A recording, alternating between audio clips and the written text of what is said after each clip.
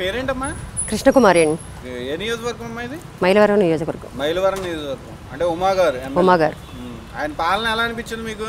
బాగానే అనిపించిందండి.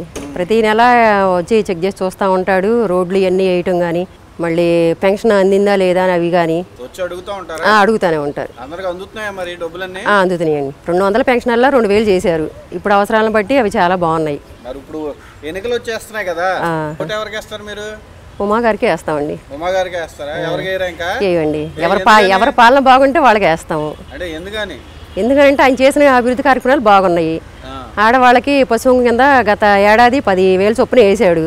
మళ్ళీ ఇప్పుడు 10,000 చొప్పున వేసాడు. మళ్ళీ పెన్షన్లు 200 దల్లా 2,000 చేశాడు.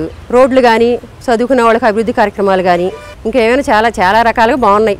ప్రభుత్వంలో అన్ని పథకాలన్నీ అందరికీ అందుతున్నాయండి. 2014 తర్వాత మీ నియోజకవర్గానికి కానీ మీ జిల్లాకి కానీ ఏమైనా అభివృద్ధి చేశారమ్మా? పక్కాగా రోడ్లు వేసారు. వాటర్ ఇబ్రహీంపట్నం నుంచి మాకు మంచినీటి సరఫరా జరుగుతుంది. పెన్షన్ వాళ్ళకి పెన్షన్ అందించడం. గ్రామీణ అభివృద్ధి అంటే అన్నీ బాగానే ఉన్నాయి. వైఎస్ఆర్సీపీ ఎమ్మెల్యే గారికి ఎవరికి ఓటు? మేమేమండి ఎవరి అభివృద్ధి బాగుంటే వాళ్ళకే వేస్తాం కదా. ఆయన వస్తా ఉంటారా? ఆయన రాడండి అసలు. ఆయన ఇంతవరకు రాలేదు. వచ్చి ఎలా ఉన్నారు తెలియదు అసలు. ఆయన్ని చూడటం కూడా తక్కువే అసలు. టీవీ వస్తాడండి ఆయన.